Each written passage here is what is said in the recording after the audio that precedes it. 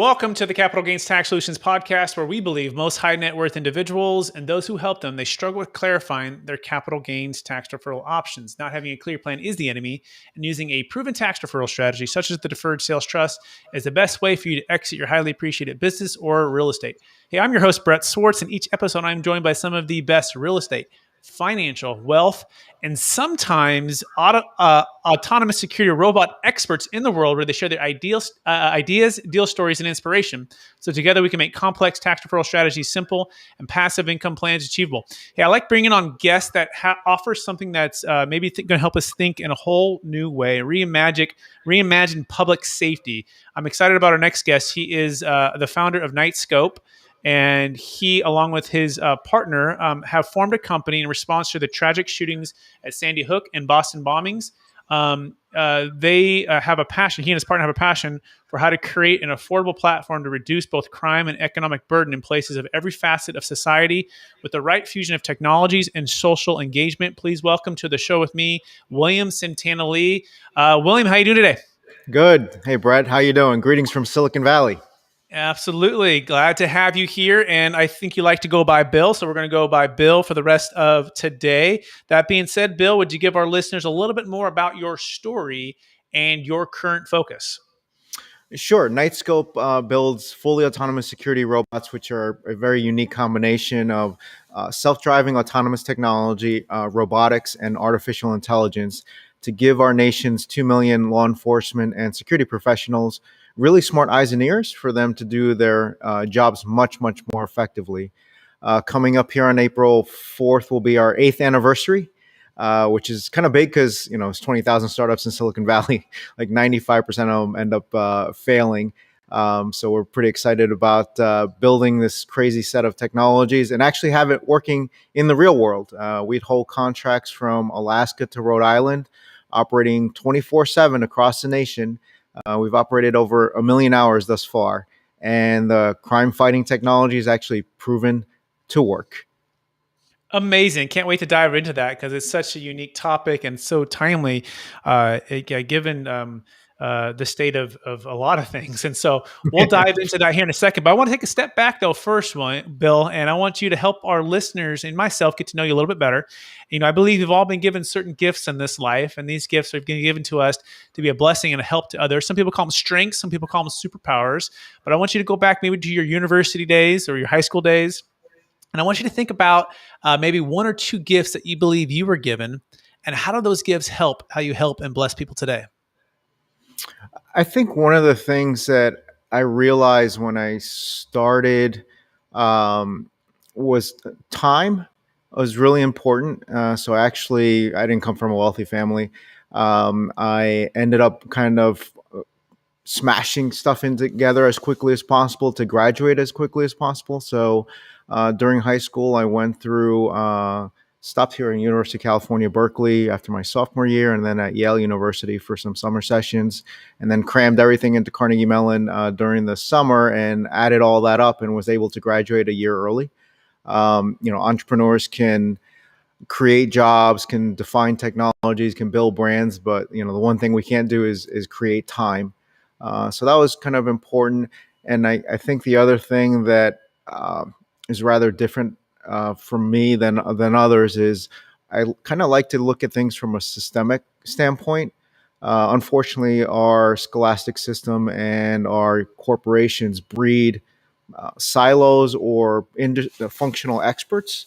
And so if you're you started your career as a buyer in purchasing, then you became the supervisor in purchasing, then the manager, then the director, and the executive director, and then the vice president of purchasing.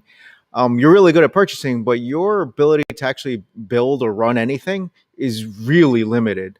Similarly, in school, we've got mechanical engineers and software engineers and historians and biology people, but intertwining those and mixing them is not really encouraged. To me, it's like during interviews, I always ask, hey, kind of what's more important? Is it customer service? Is it finance? Is it technology? You have to have the best brand. And 9 out of 10 candidates will pick a functional area. And that's like asking a Formula One race car driver, please tell me what's more important, the steering or the brakes? Like, you have to have everything kind of work together. And for a startup like we are, it ebbs and flows over time. So kind of thinking of things holistically, as opposed to, I got to be really good at customer service, or I got to be really good at technology. That's not how the world works. Yeah, I couldn't agree with you more. And so I want to try to encapsulate that. So time and being efficient and thinking of ways to speed up and have and get your studies done, and you're running a company, building a company from scratch in Silicon Valley. So you've always looked at time and efficiency in another way, and then on top of that, looked at big problems on a systemic standpoint, a broader, and saying how are we solving these problems, and what are the things that are in the way to solving that, and we've got to change that, reimagine that. Is that a fair summary, William or Bill? Yeah, and I think if we fast forward to Nightscope, kind of looking at the country's issues, if you would have asked me 8 years ago, hey, we're going to be in the middle of a pandemic, the robots are immune, and literally the entire country, after what happened over the summer and January 6th, is going to be looking at reimagining public safety, and you'd be right in the middle of it, I'd say, yeah, kind of Hollywood sci-fi, you know, movie plot. But here we are. I think from a systemic standpoint that maybe your viewers may not be fluent in, the U.S. Department of Defense has a $700 billion budget. There's one person in charge, and we give the troops every level of capability you might ever imagine. And there's a Northrop Grumman, a Lockheed Martin, a Raytheon, a Boeing to build whatever he or she might need in a theater of war. There's 2+ million soldiers. That is not the case on our own soil. So the U.S. Department of Justice and the U.S. Department of Homeland Security effectively have no federal jurisdiction over 19,000 law enforcement agencies and 8,000 private security firms. And we've got 2 million people on the ground that wake up every morning and are willing to take a bullet for you and your family. And the level of technology that we provide to them as a country is certainly beneath the dignity of this nation. We effectively have them trying to secure the country with the technological equivalent of a number two pencil and a notepad. And in that case, there's no risk capital. There's no one single person in charge. There's no strategy. It's systemically broken. Wow, that is staggering to hear that. And having family members served in the Marines and the Army, and I had no clue of those stats. So let's dive in right into exactly what you're doing to take that head on. What is autonomous security robots, and how are they helping to bring change to what you just talked about? Sure, the strategy is twofold. The first one's a little bit easier than the second one. The first one is just to provide a physical deterrence. So if I put a marked law enforcement vehicle in front of your home or your office, criminal behavior changes. Alternatively, if you're driving down the highway and there's a marked police car on the side of the road, I don't care what speed you're doing, you're going to pump those brakes. And that is similar to our machines that are behind me. If you're trying to steal a car at a hospital at 3 o'clock in the morning, and you pull up and there's a 5 foot tall, 400-pound machine roaming around on its own, there's no one remote controlling it. There's a strobe light going. It says security on the side. You have no idea what it does. You're going to steal that car down the street and not there. And that's literally what's been happening with our clients across the nation. So that kind of the simple part, just physically being there stops a lot of negative silliness from happening. The second part is a little bit more complicated. So these machines generate over 90 terabytes of data a year that no human would ever be able to digest. And we put that in a format that an officer or guard can utilize. And the machines can then provide 360-degree eye level high definition streaming video. We can run a thermal scan. We can treat your mobile device as if it's a license plate and kind of be on the lookout for that device. Same with license plates. The guards can speak through the machines as if it's a mobile PA system. So it's basically providing the guards and officers really smart eyes and ears, and having their eyes, ears, and voice on the ground and being able to be in a lot more places at the same time. And then that force multiplier is what is driving a lot of the crime reduction that we've seen with the application of the technology across the country. So my mind has me thinking Minority Report here, Bill. So I know you've probably heard this a lot, but I can't help but No, just never think heard. No, never heard of it. No, Minority Report, Star Wars, about it. RoboCop. I haven't heard of any of them. No idea what Uh-huh. you're talking about. Uh-huh. So help us with the biggest, I guess, false beliefs or maybe fears that like us American citizens or anyone really, right, are looking at like uh, uh, what's the word I'm looking for? Uh, our data, our security, our freedom. So I know there's probably so much out there that is just so unreasonable. So what's the biggest false belief of what you do, and how does that overcome maybe the challenge of some of the fears that someone like myself who's learning about this for the first time would have? No false belief. The robots are coming. They're coming to kill you, and they're going to take all your jobs. I mean, sorry. I practiced that this morning a few times. The level of silliness, it just happens every decade or two. Just let's go backwards in time. Think about when electricity first came on board. Whoa, I've seen that kill people. Like, I think it's the work of the devil. Like, we shouldn't mess with that. Or the first automobile, crossed a dirt road. Or, oh, you'll never see a banker ever again. ATM machine's going to replace everybody. And this silliness and madness goes on through society and through the media every 10, 20 years. And all I ask your viewers to do the simple plot. Please plot me the employment levels from 1900 to 2021. And I think you'll find three dips probably. 1929, probably 2008, and 2020, right? I don't think a technologist was behind those dips. There's probably a banker or some other uh, extraneous activity that happened. Um, I think the robots are here and they're here to help. We've helped a law enforcement agency issue an arrest warrant for a sexual predator. We helped another law enforcement agency apprehend an armed gunman. We helped a domestic abuse case. We helped a security officer apprehend a retail thief. We stopped a fraudulent insurance claim, and the list goes on and on and on. So if you want to learn more, you can just go to nightscope.com/crime, and then you'll see a huge list, and we're just getting started. So I think the way to stop the silliness, and we can talk about it financially if you'd like, is just results. If you can prove that technology can be helpful to society, people start understanding that it can be helpful, and science fiction and Hollywood has done us a service and disservice over the last 3 decades. Absolutely. No, love it. Love it. Absolutely. So I'm going to try to encapsulate. So we got physical deterrent is the first thing, right? Like a Yep. marked police car, let's say on a side, it's going to slow people down. These autonomous security robots can be that first line. The second part is the data that it's collecting and the ability to speak through the machines, and or have eyes and ears on the ground in more places, more times to help. And Yep. then the next thing is just actually lowering crime, right? Looking at the data and looking at the evidence of what things are happening. Is that a fair summary so far? Yeah, and just if you let the crazy founder for 30 seconds go nuts, like let's say, so we have a slightly long-term ambitious goal to see if we can make the United States of America the safest country in the world. And as crazy as that might sound, just for a moment, pause reality and let's say we're actually able to deliver that. Talk to me about the impact on property values, your home. Talk to me about the viability of someone's local business. How about the municipality's budget? What about taxes? What about infrastructure? You know what the negative economic impact of crime is every single year?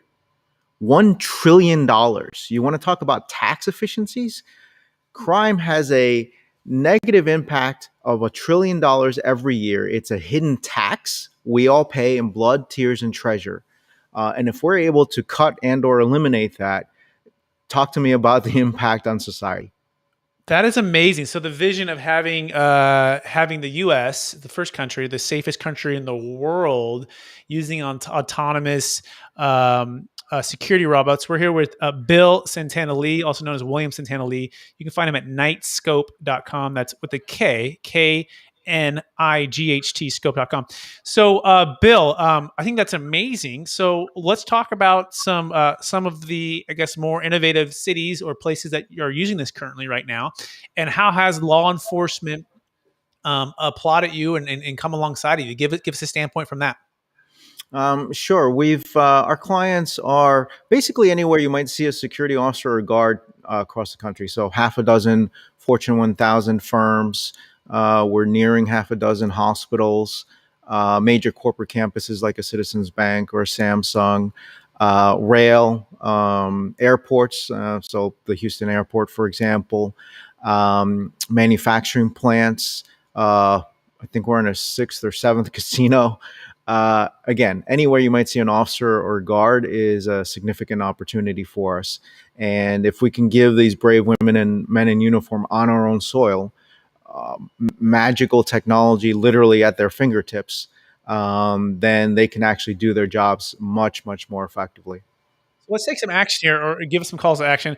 What can the average citizen do to help further your cause, to persuade those in power to open this up, right? Because that is staggering. The fact that there's, you said $700 billion is the defense, right, for and national defense, and I don't think you're saying lower that, but what you're saying is, hey, Nope. how about increase our domestic defense? Is that what you're saying? Yeah, and to the benefit of society. What is the first role of government? It's to protect its citizens, right?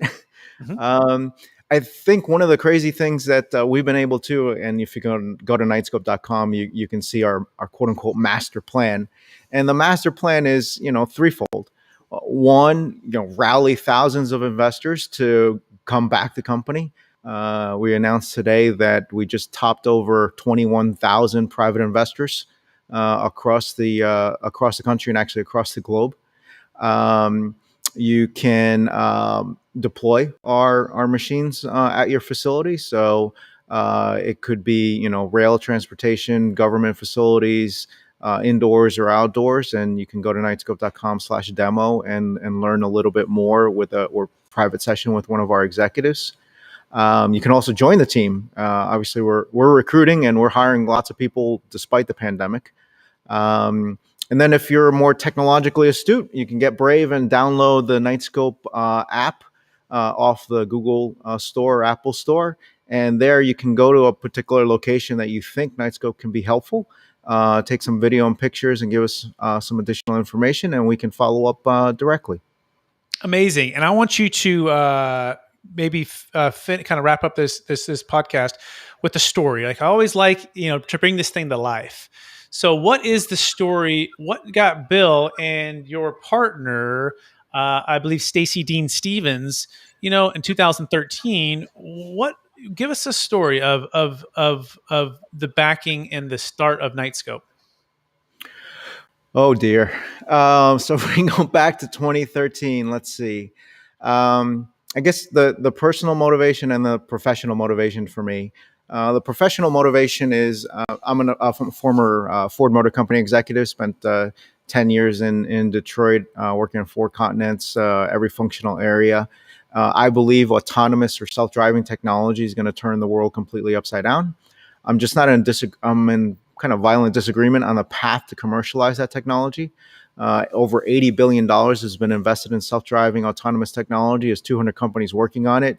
And their collective revenue is about zero. No one's shipped anything. I believe Nightscope's the only company in the world operating 24/7, fully autonomous without any human intervention, with real clients generating real revenue in real world conditions. So I think we're taking a different path. On a personal standpoint, I was born in New York City. Someone hit my town on 9/11. I'm still profoundly pissed off about it. So the rest of my life, I'm dedicating to better securing our country. When we started in 2013, no office, no technology, no revenue, no nothing. We had a PowerPoint, and no one would believe in us and what we wanted to do. I was told the following: "Hey, Bill, you're out of your mind. This will never work. It's hardware and software, too complicated. You should pick one. And physical security is not an investment thesis. You need to go away." So, like good entrepreneurs, we kind of ignored everyone and just went off and did what we said we were going to do. And now we have a track record of these machines operating across the country. We've generated over $10 million of lifetime revenue. We have thousands of investors. We've operated over 1 million hours. And we've got recurring revenue for a recurring societal problem. So I think probably the message to founders and entrepreneurs out there is don't let anyone ever tell you no. If you know deep down to the bone that you're right, you just need to force it to happen. Absolutely love that. And with that, maybe you can give us the best kept secret to scaling, because that's truly remarkable. 24/7, fully autonomous, something, yeah, that I've never heard of any company ever doing before. So what is the best way to scale and to do that? I mean, just give us one secret. I know that's such a big question, but what was the one thing that changed the most for you guys when you implemented that secret? Uh, it's not something I'm necessarily proud of, but it's kind of reality. I have founders, asking me like, okay, well, how did you do this? What amount of time should I spend on raising capital, and how much time should I spend on the business? And I'm like, well, you need to spend about 100% of your time raising capital, and then you can spend the other 100% of your time building the business. And no one cares that you're putting in 80, 100 hours a week for years on end to go build something that you believe in. And that's why picking what you want to do is really important. You're going to have to be madly in love with it, or you've got to have like a little bit of a screw loose to be building a company in the first place. But you've got to be so passionate about what you're doing that you will do unrealistic, irrational things to force an outcome to happen. And that's what we've had to do over the last 8 years. And I've got an awesome team behind me that's stuck with it. And now we've seen the fruits of our labor. But it's messy. What's a diet for a founder? The diet is in the morning you get punched in the face, for lunch you get kicked in the stomach, and then for dinner you get body slammed, and then you got to get up the next morning and put a smile on and get back into the ring, and you just got to keep pushing forward. Amazing. Absolutely love your passion. It is contagious. And so that being said, are you ready for the lightning round? Uh-oh. What's the lightning round? Here we go. Knowing what you know now, Bill, if you go back to your 25-year-old self, what's the one golden nugget you would make sure to tell yourself to do? The world moves around three things: people, cash, and relationships. And one of the things that, I've got thousands of people I'm connected to now. I think I failed miserably in my early days of continuing to build out a network of people. I'm catching up now, but there's a lot of missed opportunities from high school and college and the early work years where you lose contact with people or whatever. So, it sounds silly, but keeping your LinkedIn profile up to date and connecting with folks and making sure you keep those relationships alive are really important, because you never know where folks might end up. Someone I met, I don't know, 20, 25 years ago, she just became the chief of staff for a major U.S. federal government agency. Like, you never know who's going to end up where, right? So having those relationships is kind of really important. Beautiful. People, cash, and relationships make keeping our relationships going and a priority. Second question: what's the number one book you've recommended or gifted the most in the past year, Bill? Oh, easy. Ben Horowitz, The Hard Things About Hard Things. That details out what founders really have to go through, that misery that I was just speaking of. Ben puts it in a pretty maybe not succinct but detailed manner of the hell and stupidity that entrepreneurs have to go through to build their respective companies. Excellent. What's the number one obstacle your company is currently facing? We've got an opportunity to build a $30 billion company. We're a complete outlier. And capital is a big problem. $130 billion goes into startups every year, 80% into software companies, 10-15% into biotech, and 5% into other. And then a small sliver of that might go into robotics or hardware, and all about zero goes into physical security. So I'm not proud of it, but I've probably done more financial engineering now than than actual engineering. But we've raised over $70 million to build all this technology behind me from scratch. And a lot of entrepreneurs shouldn't have to go through the madness to raise capital for building a company that's in the national security interests of the United States of America. Very well said. Thank you for sharing that. Next question. What are you most curious about right now? So last year I made 6 predictions regarding the pandemic, and unfortunately all of them came true. My wife thinks I'm being too pessimistic, but I unfortunately think we're going to be stuck with this nightmare till 2024. If people are going to act silly and be ignorant, not want to take a vaccine, and continuing to travel and all kinds of not healthy stuff going on, like this is going to take a long time. And I'm curious as to what the final outcome is going to be. I'm hoping that everything clears up soon and that we end up with the Roaring 20s, not with the same ending though, going forward. Yeah, very well said. And the last question is this, Bill, and then we'll let you go. After all your success, after building something that a lot of people said couldn't be built, and still being in the midst of building it more and more, right? Trying to solve the vision of helping create the safest country in the world with autonomous security robots. How do you stay centered, Bill, in your values, and how do you stay encouraged to charge forward to reach new goals? Like I said, most founders have a screw loose. So we have 21,000 investors that have backed us and have an unwavering commitment to what we're doing. Equally, we get a lot of hate. And what I encourage founders and entrepreneurs to do is you got to take that negativity and use it as fuel. And it's a little Jedi mind trick, but the more you tell us no, the more we're going to show you you're wrong, and you never, ever bet against Nightscope. Beautiful. Absolutely love it, Bill. It's been a pleasure getting to know you a little bit more. For our listeners who want to get to find you and learn more about the company, what's the best place for them to connect and find you? Nightscope.com, or you can look me up on LinkedIn.